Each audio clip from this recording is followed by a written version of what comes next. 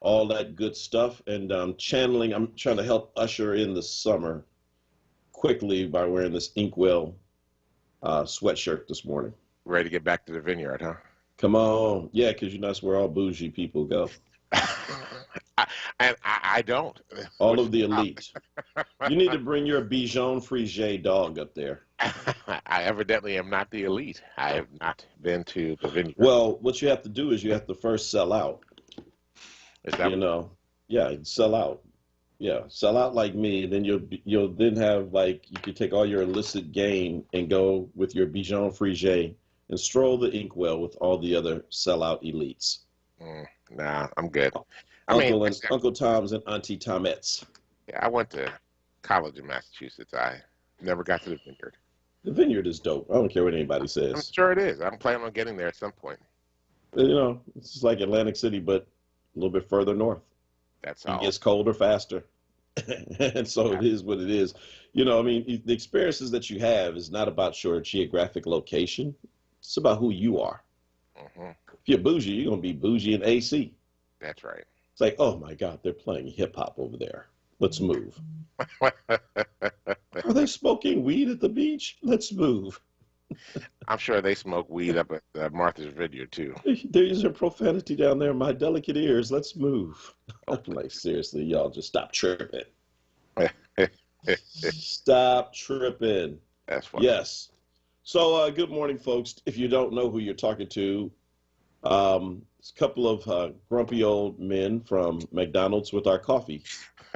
And we're on the air because McDonald's can't find employees. So it takes too long to get coffee there. So we said, let's just do it on the radio.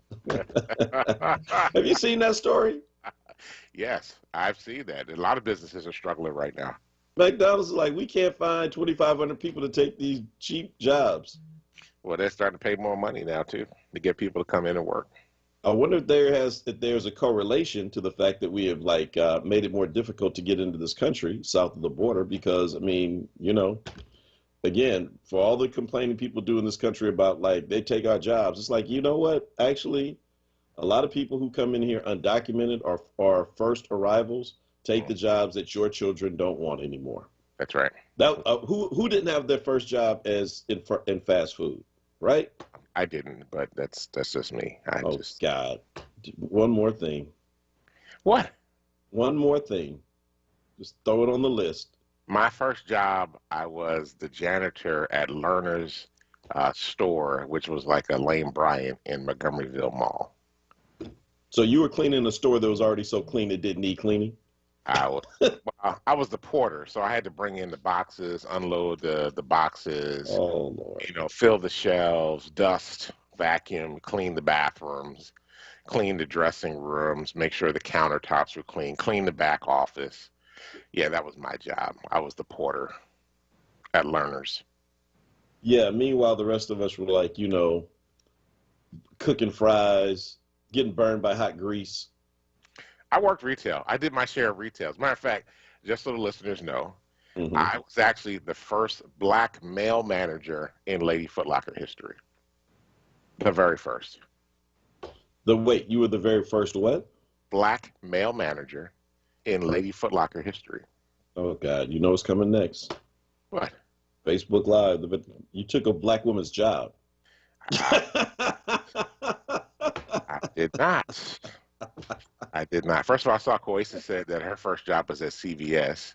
And then Tracy said her first job was at St. Ignatius Nursing Home. So, yes, my first job was at Lerner's. But, okay. But have you ever worked in fast food? I guess that's really the question. I worked at the pizza spot on Boston College's campus for work study in their deli and their thing. So I did work in food, yes. All right, that's what I mean. So maybe I shouldn't have said this first because it wasn't my first job either. But I meant to say that, you know, it was kind of a rite of passage, though, right?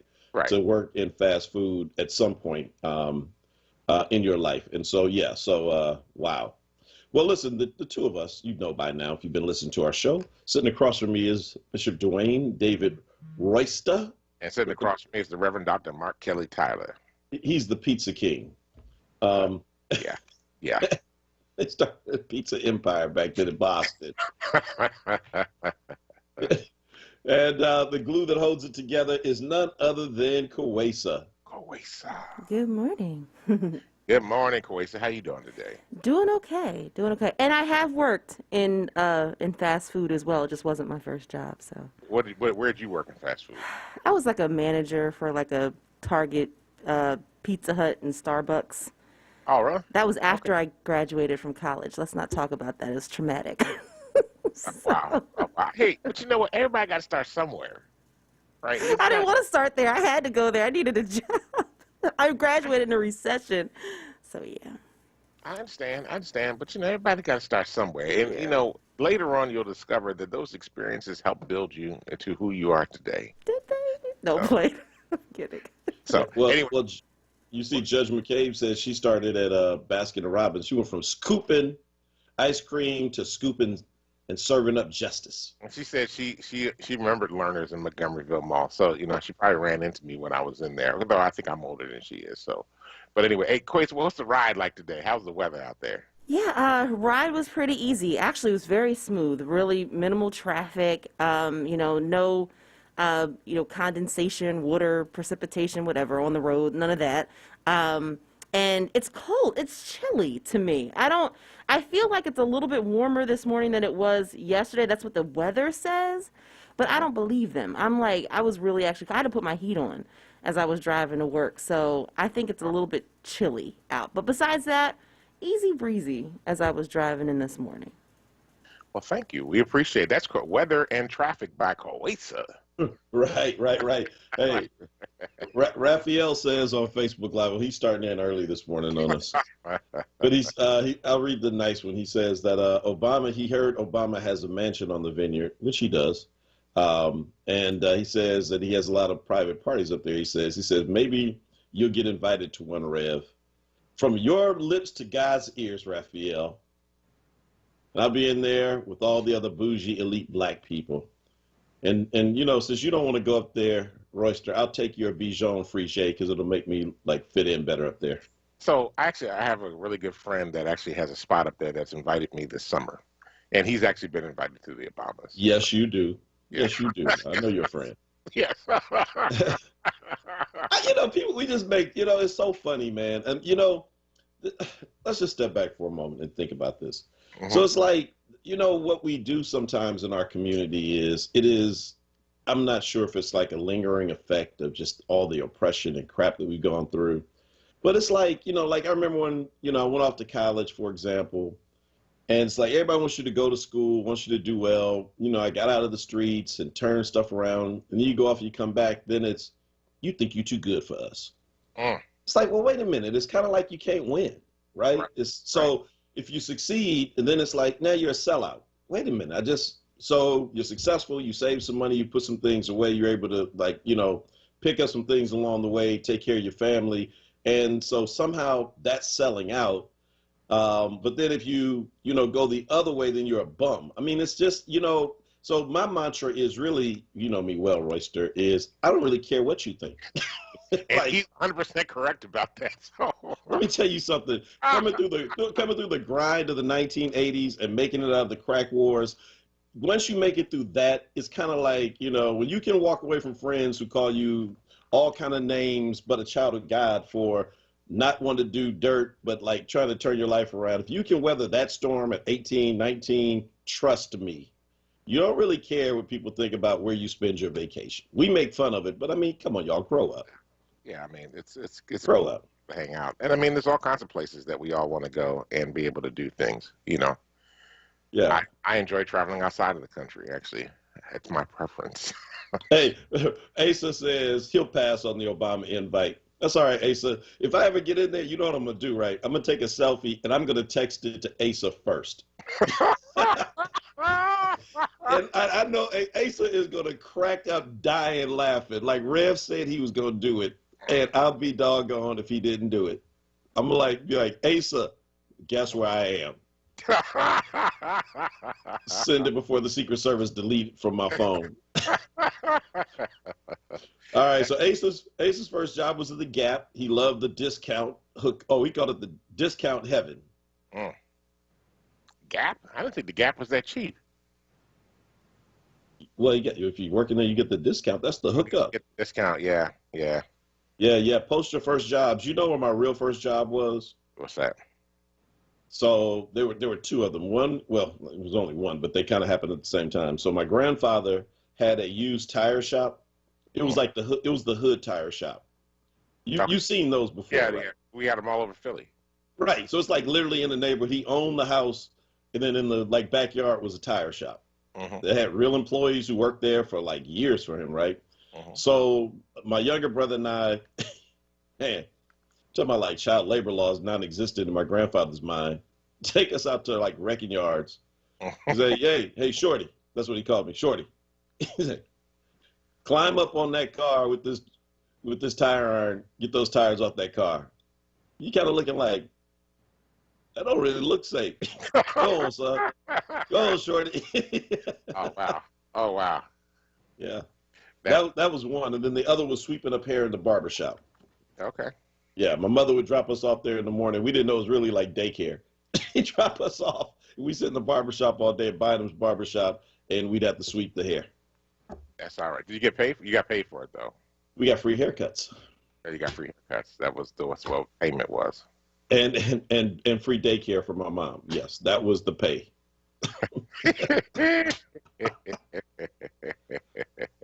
All right, so today on WURD at 1 o'clock there will be a debate, the great debate, today at 1 p.m. to 2:30 p.m. here on this station, on these here airwaves, or on Facebook Live or YouTube Live or on the app, however you choose to listen in on today from 1 to 2:30. Joanne Bell, along with Charles Ellison, and I think somebody else is also helping with moderate that conversation, that debate.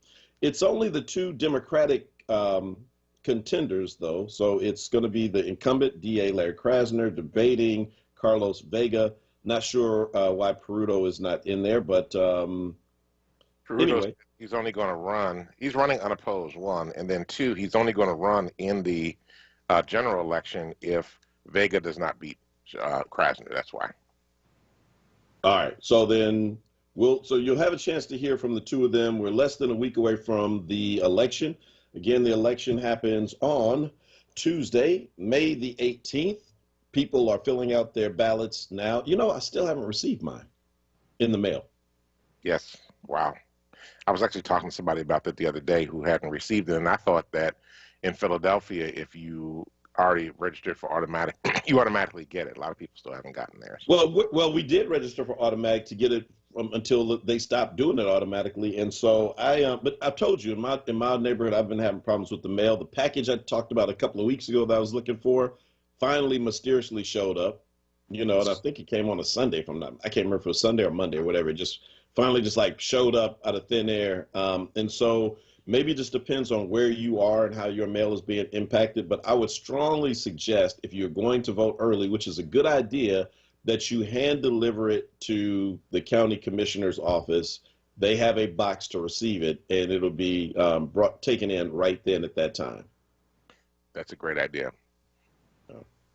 Sheila Booker's first job was a summer day camp junior counselor. That's kind of cool. I just saw the first lady say that her first job was as a candy striper at a hospital. Did you get paid to be a candy striper? I don't thought think those so. were volunteer jobs. I thought there was volunteer too. I don't know. Then the EPA and a department store. Never worked fast food. That's First Lady Leslie Patterson Tyler. I just wanted to note that. Yeah, I know that. Yeah. You don't have the fast food stories. You don't know about slipping and sliding in that grease. Y'all don't know the pain I've been through. I got burned by grease one day. Did you They had really? me carry. Oh, the French fry grease. You know the fry? Yeah. It was supposed to be a two-person job to take it out to the vat outside and dispose of it. They sent me out there by myself, like 16. Man, I started slipping and sliding. That stuff started, moving from side to side.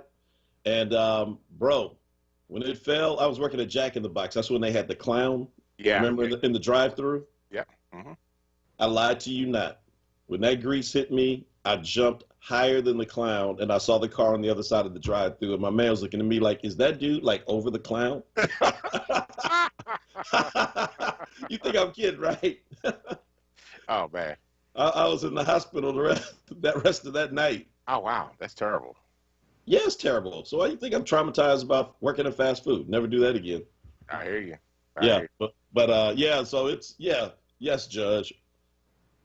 It's awful the way that the mail has been going. So please drop your ballots in directly. When we come back from the other side of the break, we've got to talk about Sir Thomas More and Henry VIII, aka Liz Cheney and Donald Trump.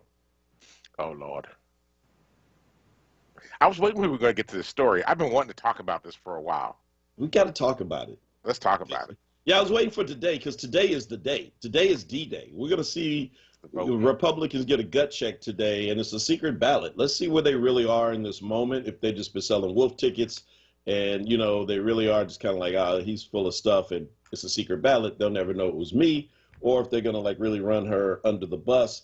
But this is, if you don't know who Sir Thomas More is, look him up real quick. But in a lot of ways, that is what this moment is about, minus, her being executed when this is over. The worst for her is she just loses her job. But this is the Power Hour. We'll be back on the other side of this break.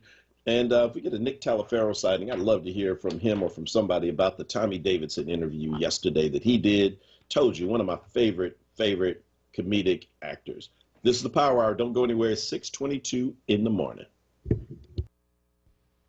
Imagine signing a loan for your dream kitchen, only later to find an undisclosed balloon payment due in 3 years. This happened. Deceptive mortgage brokers preyed on Philadelphians. I went after the banks and forced them to forgive $2 million. My name is Chris Hall. I am a candidate for the Court of Common Pleas in the May 18th primary. The Bar Association rates me highly recommended. Visit chrishallforjudge.com. Button 22, paid for by Friends of Chris Hall.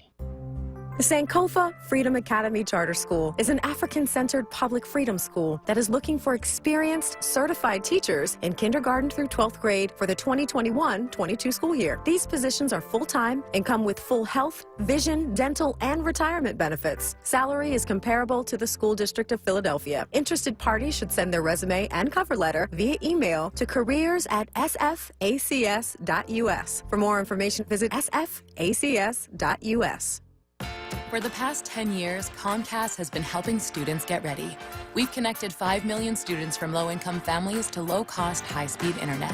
We're working with both nonprofit partners and city leaders to create over 1,000 Wi-Fi connected lift zones in community centers nationwide. And now we're committing $1 billion to reach 50 million people with the connectivity, skills, training, and the resources they need to succeed in a digital world. Learn more at comcast.com/education. The WURD Radio Newsletter, keeping you informed, engaged, and connected. Sign up by visiting wordradio.com. Scroll to the bottom of the page and type your email address under Connect with Us. You'll receive the latest information on WURD Radio, messages from our president and CEO, Sarah Lomax Reese, exclusive articles and multimedia content, and resources. Stay informed with the WURD Radio Newsletter. You're listening to WURD Radio, 96.1 FM and 900 AM WURD, independent black media. Welcome back to the Power Hour, coming to you live every Monday through Friday, 6 a.m. to 7 a.m. Sitting across from me is Bishop Dwayne David Reista, and holding the show together, actually in the real studio, is none other than Kawesa. And I want to just say, for the record, you all are talking about me. You say I'm elite, I'm bougie, and yet few of you have ever worked in fast food. Look at your jobs that you're starting off with: file clerks in offices, things of that nature. You all, I'm telling you, in department stores. You haven't been like me and Kawesa. Kawesa had to work in fast food. So she remembers sliding around, slipping and sliding on all that doggone grease. No matter how hard they cleaned up, man, it's so greasy back there. And then you guys got the nerve to give people a hard time. That's why I give a lot of respect to people who work in that profession. No one would catch me in the store like, giving grief to somebody about cold French fries, because I'm telling you, I know what it is to be back there. It's wrong. Connie worked in fast food. She worked at Dewey's restaurant. There you go. Hey, Royster. Yes, sir. So, yeah, the Republican Party today is set to take a vote Yes. on whether or not to oust Liz Cheney from leadership as the conference leader. And even without Twitter, without Facebook, apparently Donald Trump is still the most powerful force in the Republican Party. Can you explain to me why it looks like they're about to basically shoot themselves in the foot? Because the only way that they could like not win in the midterms and take the House back is to keep doing stupid stuff like this to remind people of how much people disliked the presidency of Donald Trump. I mean, don't you? I mean, to me, it just seems like you move on and you kind of just like, look, we know she's there. She's a pain, but let's not even talk about it. And then we won't have to deal with it. Help me understand why it's so important for them to create a self-inflicted wound. So, I joke about this. You heard me joke about this before. So Liz Cheney is the daughter of Dick Cheney, former vice president, former leader of the House Republicans. Cheney was often referred to as Darth Vader. So before there was Trump, there was Cheney. Now, here's the interesting thing about Dick Cheney. Dick Cheney was not a narcissist.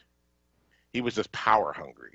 And, many of us remember, what was it, Enron, the company that went belly up in Texas during the Bush era. He had a lot to do with all what was going on there.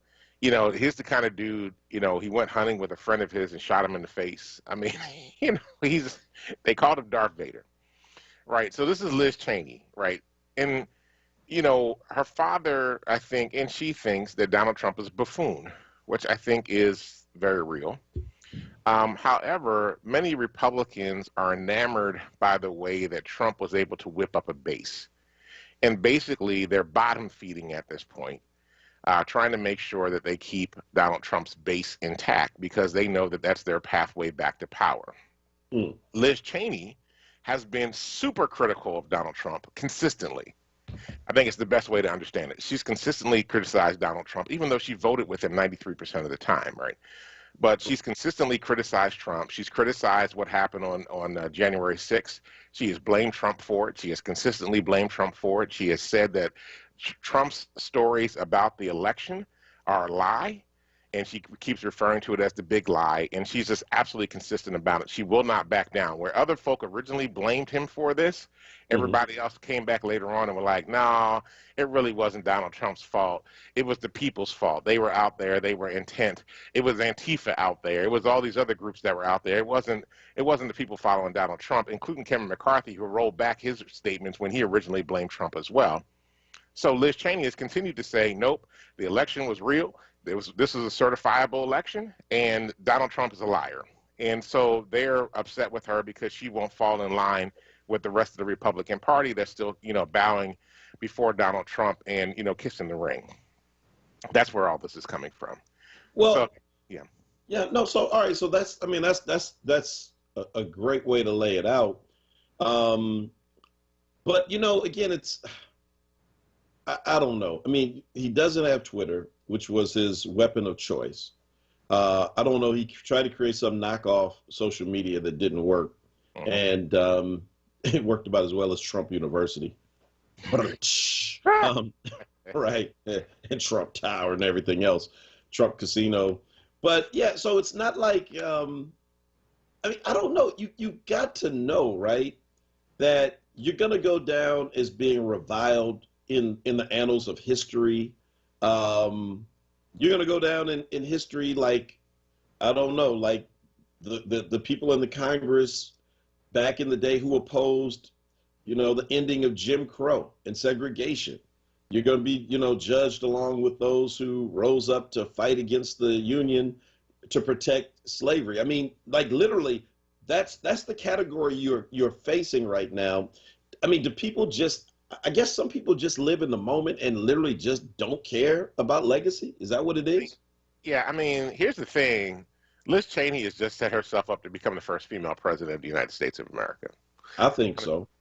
Honestly, I think the fact that she's maintaining her convictions, the legacy of who she comes from, the fact that that administration will no longer be seen as the worst presidential administration in history with the Bush-Cheney years, I think, her maintaining her convictions is going to win the end of the day. People are going to look back on this period on history, and it will smile very brightly upon her. And I think this is actually going to help her political career, not hurt it, because now she will have independents, moderates, and some Democrats that will back her, and that's the combination she needs to be able to win the presidency. So watch out for 2024, because I have a feeling Liz Cheney is going to be in that mix running for president of the United States. Well, okay, so I don't disagree with you, but I think 2024, even if she will probably try it. She needs a couple runs. She needs a couple runs before she gets there. There you go. Well, because the only reason I say this is that I don't think the country is ready. We've not reached that kumbaya moment where people are tired of fighting just yet. You know what I mean? Does that make sense? But she'll be the anti-Trump candidate, and that's really what you need. Yeah, but I mean, the thing about like when there's a war going on in a party, or particularly in a political party, you get to a saturation point where all of a sudden more people want kind of peace and calm than they do the fighting. As long as Trump is president, he's going to keep the mess going, because that's what he does. So I don't know that, that she can become the standard bearer given this current Republican Party with the Trump supporters in there doing everything they can. I mean, literally will probably even be threatening other Republicans if they publicly support her, put yard signs up, etc. But I think you're right. 2028, 2032, Liz Cheney is relatively young. Heck, we got an 80-year-old president. At this point, you can be president at any time of your life. I'm not even being funny. You're right. You're 100% right about that. The last four major candidates in 2016 and in 2020 were all in their 70s. And so, I mean, we have blown the lid off of the idea that you have to be in your 50s or 60s to run for president, which I think is great, because look, if you have the ability, everyone lives longer now. 80 apparently is the new 60. And so go for it. So she's got plenty of time. But I think that whenever the country gets in the mood for that, and it wants integrity more than it wants party there's an ebb and flow to this thing, that she becomes kind of the ideal candidate, not for this season of life, but in a different season that the country, like you said, it may be in that mood in 3 years, maybe in that mood in 5 years. Who knows? Well, but she's not hurt herself. Actually, I think the 2022 elections will tell us where things are going, right? Because I think that there is the animated Trumpican base, right? And I need to declare the difference. Trumpicans are those that bow and worship at the ring of Donald Trump, and then they're Republicans. Mm-hmm. Liz Cheney represents the Republican class. Adam Kinzinger from Ohio represents the Republican class. And then there are the Trumpicans. And I think we will see in the 2022 midterm elections who has more sway in that moment. If we see in the Republican primaries across states that the Trumpicans are continuing to maintain power, then we will have a clear idea about where we're going. But if we find that the conservative Republicans are beginning to build their power back, it could make a change for the next 2 years when we get to the 2024 election. So it really all depends on what happens in 2022 as to whether she will have a shot. I mean, look, I didn't think Joe Biden had a shot at really becoming president of the United States, and yet here he sits, and he's actually blown my mind in the ways that he has adopted progressive agenda items and really put them up on the table. So people can change, situations can change on a dime, and I thought we'd either be looking at Elizabeth Warren or Bernie Sanders as the candidate, and I was totally wrong in both circumstances. So that happens occasionally. And he's done, and Biden's done well. So, I mean, he's not perfect, but he's done well, better than my expectations. So I still think that there's a chance, and I think she's going to run. I mean, also taking into consideration who her daddy is, right? He still has a lot of people that are loyal to him, and they would be corporations and others that, would be able to help fund a campaign for her. Yeah. I mean, listen, it is, Again, hey, and I don't think either of us are saying that we'd be happy about seeing Liz Cheney as president, given her policies. Robert Garland, I see you. He says Liz hates black folks and her policies suck for all women. Well, I mean, she is a Republican and she votes like you heard Bishop say. She's voted 90 how many? 90% of the time. Right. So it's not like there's any, the only difference between her and all the rest of them is that she just refuses to tell the lie that the election was stolen. That's right. It. So her great sin is truth telling. And this is, again, the problem with the hold that Trump has over the party and a significant portion of America, about 40% are still wedded to that lie, right? And will not let it go. You can see it as well in the numbers of Republicans who refuse to get vaccinated. It's about 40% of them. Right. Isn't that something? Right? I mean, it's, the numbers of them who don't believe in COVID-19 as a real pandemic. It's about 40% of them, just the diehard ones. And so, yeah, I mean, boy. Actually, it's interesting. So Nikki or Tim on YouTube is asking the question, Bishop, how do we get rid of Trumpsters? And I'm actually responding and saying truth-telling is what we have to consistently do. We've got to be louder, and we've got to consistently tell the same story over and over again.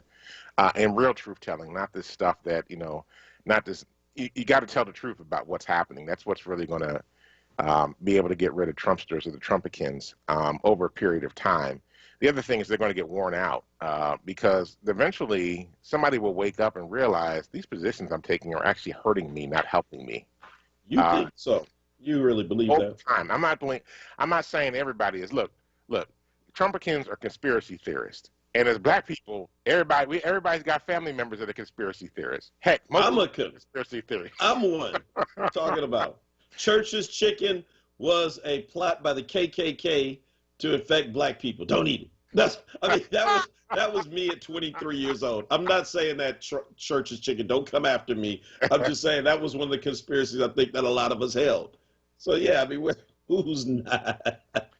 So I think truth-telling, and honestly, I think we actually have to have a nationwide organizing plan where we're actually not doing traditional political organizing, which is what I call burnt turf, right? Which is you just come in every 4 years, work through, and then you leave and don't come back for 4 years. But literally, we have to start having conversations with each other in this country.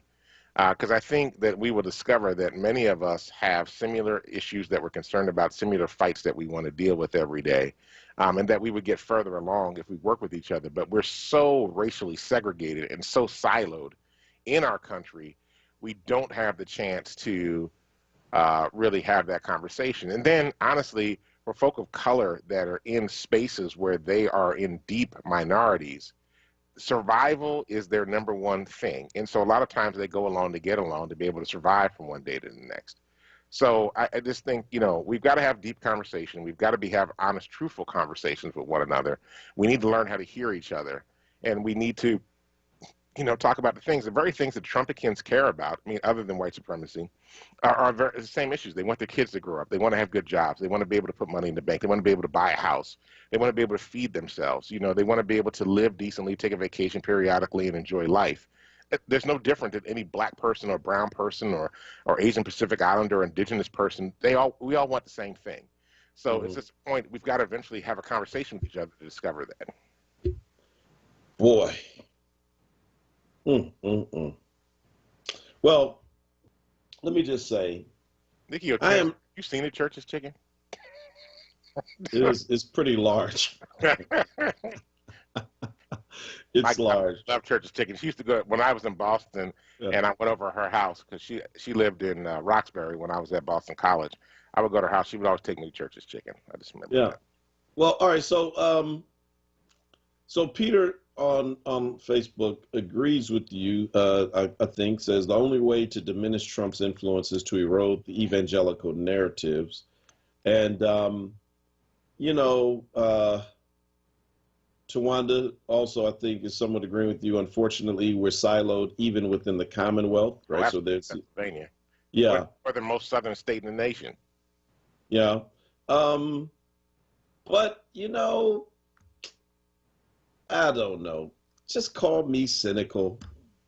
I'm like, I think at this point we just have to just keep outvoting them, because I don't, you and I had these conversations before, and I was kind of even one of the proponents about, like, I think we need to go to the middle of the state, like sit and talk with some of these like Trump voters and help them understand that, look, I mean, a rising tide raises all boats kind of thing. But man, so many of these people, it's like their currency is this false narrative of racial superiority. That's not true. And that is not something that is easy. It's one thing to talk about, hey, look, I mean, both parties are playing us, let's kind of like, work together. And no matter who gets elected, we're going to push this agenda that's good for working people, that's good for, for the poor, good for the middle class, and we're going to like take some power back. But man, I'm going to tell you, it's, that old expression, I'd rather be poor and white than to be black. Uh-huh. Yeah. There was oh my God, I wish I could find it. Somebody shared with me a clip recently from Little House on the Prairie. Did you know Todd Bridges was on the show as a guest once? Okay. Before he was on Different Strokes? Yeah, Different Strokes. So Todd Bridges is like this young black orphan whose dad had been like murdered. You know what I mean? And he asked Michael Ingle, whatever the lead, the father, and he says to him, "Sir, would you rather be white and live to be 50, or black and live to be 100?" Man, Mr. Ingalls he was so caught with guilt. He was like, "Oh crap!" He didn't answer. He just closed the door and walked out like, "Oh." Yeah. He was confronted with his own love of whiteness, right? And remember, Ingalls was like the coolest white dude ever in the 1800s. Absolutely. But my man put it on him. He said, "Do you want to live a long time?" He said, "Yeah." "Would you rather be 100 years old and black, or only 50 and white?" He just walked out that door because he knew the answer. Yeah. I'd rather die at 50 and have been white, because I don't want to go through what a black person goes through. It's definitely not for 100 years.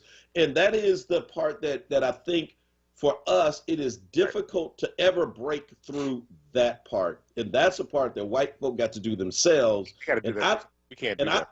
And I don't know white folk who listens. I don't know how you do that with your friends and your family. Honestly, I don't. We just raise the questions. We got to take a break at 6:40. Oh, goodness, 6:43. Sorry, Kawesa. We'll be back on the other side with the last segment.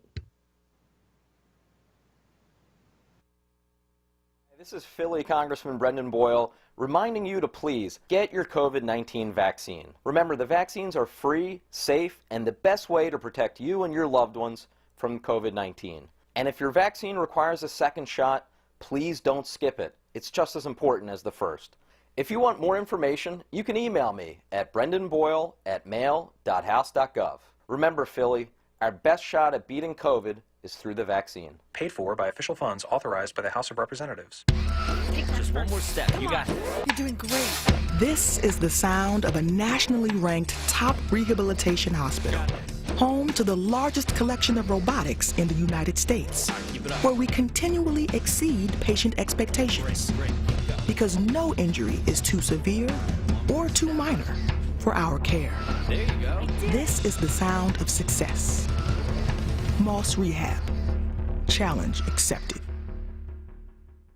Soul Food Mills Restaurant is here, 4514 City Avenue in Philadelphia. Visit www.soulfoodmills.com to see our menu. Open Wednesdays through Saturdays, 4:30 p.m. until 1:30 a.m. and open on Sunday, 4:30 p.m. to 1:30 a.m. Call 215-921-6462. Order now via Uber Eats, DoorDash, and Grubhub.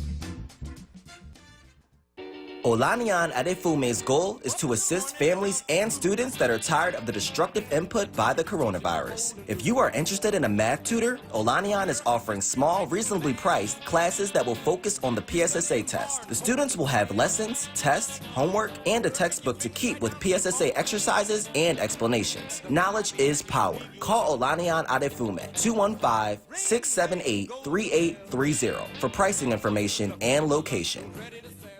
WURD Radio presents the following information to help you navigate the upcoming election. This is Charles Ellison of Reality Check and City Council Live. Still feeling a bit worn out from the 2020 election? We're not done yet. 2021 is another important year when locally you have the power to pick Philadelphia's district attorney. Who will it be? The current DA and incumbent Larry Krasner, or former assistant DA and challenger Carlos Vega? What we know is this is a closely watched bellwether on the future of issues such as mass incarceration, policing, and public safety. If you want to have a direct say over these issues, simply vote in the upcoming primary on May 18th. If you have your mail-in ballot, you can vote by mail starting May 11th. More information can be found at the Philadelphia City Commissioner website, phillyvotes.com. Continue to follow @onWURD and #WordOnPolitics for analysis and updates while tuning in to WURD Radio for special election coverage. Don't talk about your vote, cast it. Stay informed and vote. For more from Charles Ellison, tune in Monday through Thursday, 10 a.m. to 1 p.m. or visit wordradio.com. Now, a traffic update on WURD Radio. Good morning. This report sponsored by Smart Mouth, the only 24-hour mouthwash with twice daily use. Not a bad right here in Philadelphia, Schuylkill eastbound. Building a bit Blue Route through the curve. Again, late Montgomery through Girard westbound side. You're going to find delays slowing up a bit broad to Passyunk through construction. Then again, Gladwin after Conshohocken. Westbound Vine Expressway, Parkway through the Schuylkill Expressway. Getting a bit heavy there. The Boulevard Route 1 southbound, some volume there. Building from 9th Street down through Fox through construction. Southbound 95, Cotman to Bridge. You're slow there. Again, Allegheny through Girard beginning to pick up 55 north. Getting heavy different into 42. Stay fresh out there with Smart Mouthwash, the only mouthwash that provides 24 hours of fresh breath with twice daily use. So whatever the day may bring, you can stay sunny with a side of fresh. Grab a bottle today, available wherever mouthwash is sold, or visit smartmouth.com. For more traffic information, log on to sicalert.com. Jim Bachman with your Philadelphia area traffic. Now, a WURD weather update. Here's NBC 10 First Alert meteorologist Bill Henley. A beautiful spring day ahead. Lots of sunshine, a little bit breezy at times, but mostly sunny skies, a high of 68. Clear and cool tonight, 46 the low Thursday morning. Bright sunshine again, up to 70 degrees. And with sunshine Friday, we'll be just a bit warmer with a high of 72. I'm NBC 10 First Alert meteorologist Bill Henley.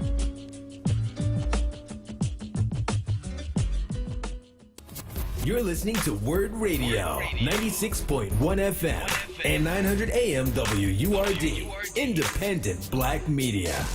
Welcome back to the Power Hour. This is Dwayne Royster along with Mark Kelly Tyler. We're here Monday through Fridays from 6 a.m. to 7 a.m. to bring you the latest in news, happenings around Philadelphia, and, of course, our opinions, which we have plenty of.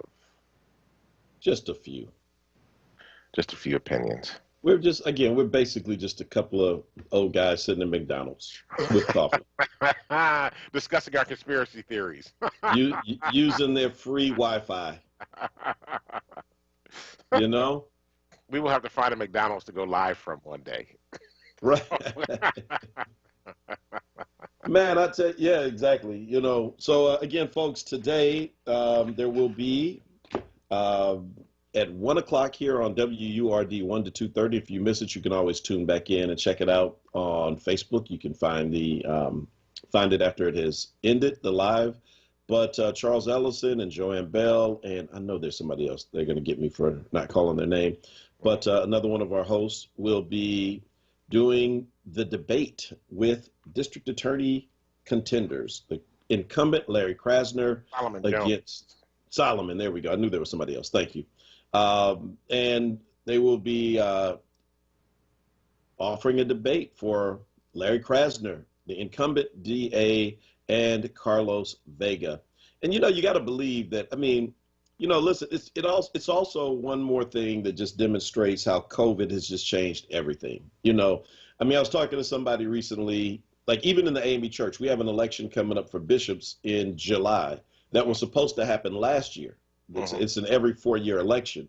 And it's like the landscape changed. I mean, the favorites, some of the favorites are still favorites, but others who are kind of on the outside now look like they have an inside track because COVID has a way of like literally changing elections, right? I mean, different environment makes different candidates look differently.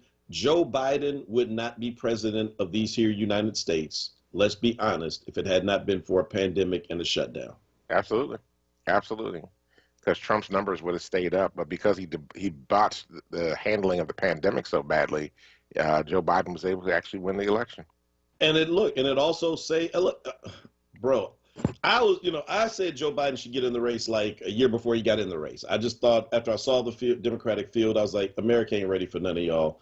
I know Joe Biden's old, but bring him out. And you remember y'all telling me, oh, you crazy. I'm like, okay, I just think he can beat Donald Trump. But my big concern was always this, that, say what you want to say about Trump, that old mean guy has energy. Maybe he's fueled by that anger. But that dude has more energy than almost anybody I know at his age. And, and I kept thinking like, man, Joe Biden crisscrossing the country, trying to keep up with Trump. I don't know if he can do it. And especially when I saw him the first couple of times, but then COVID hit. And everybody had to stop moving. And he was able to conserve his energy. And it made a different playing field, right? It became virtual events, not like in person. And so he was more rested all of the time. And I think that literally prevented us from seeing a worn out, tired Joe Biden making gaffes and mistakes. I think the other thing, though, is that in that particular moment, Joe Biden showed up as the adult in the room, right? Agreed. Yeah. No, I agree. I don't disagree with any of that. His message was better, but again, all I'm saying is that to run, he wasn't going to be able to run with Trump, right? And no. Yeah, I hear you. I hear you on that.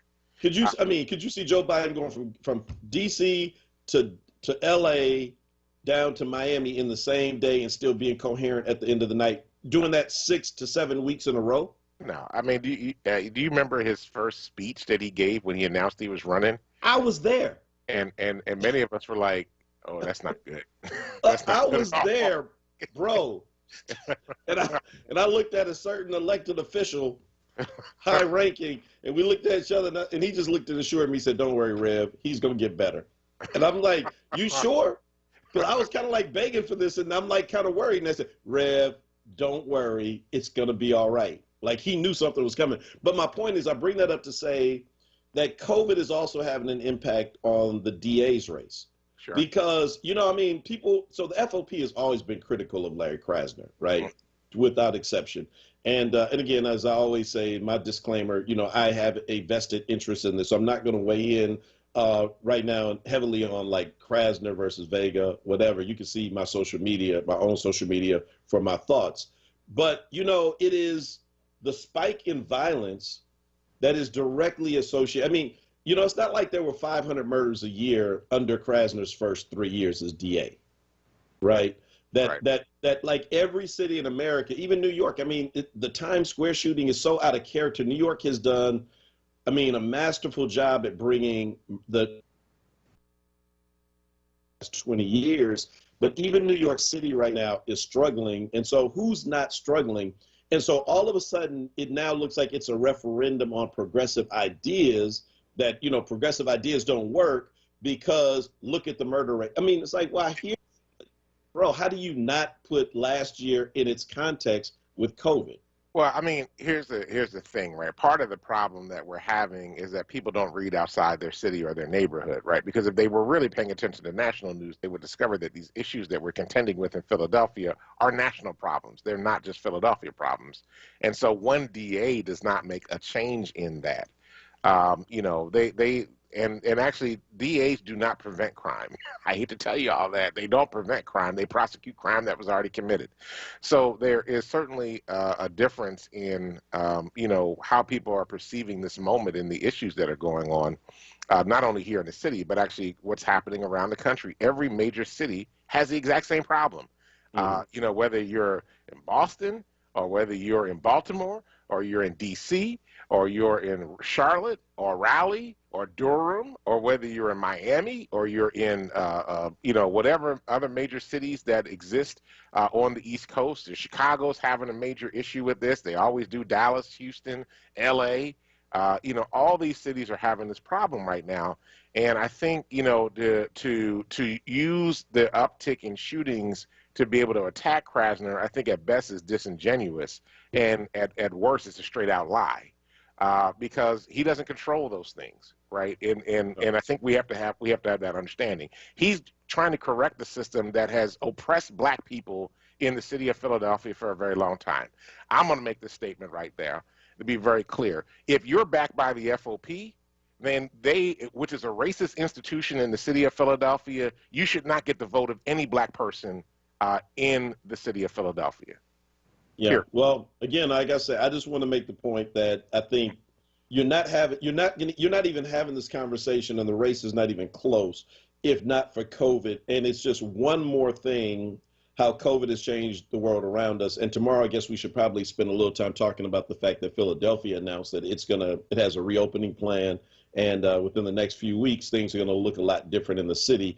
But again, man, one more thing that COVID has put its hands on, and what you just said, it don't matter. People don't care about facts. That's why Liz Cheney is where she is right today. Facts be damned. I got you. All right, we got to get up out of here. We'll be back tomorrow morning at 6 a.m., 7 a.m. to bring you the latest news happenings around Philadelphia and, of course, our opinions. Thank you, Dr. Tyler, for doing everything you do every day. Thank you, Kwesa, for holding down the boards. Listen, stay tuned for Wake Up with Word with Solomon Jones. And, folks, do us and yourselves a favor. Do your next generation a favor. Go out, change the damn world. Because if you don't, nobody else will. Peace.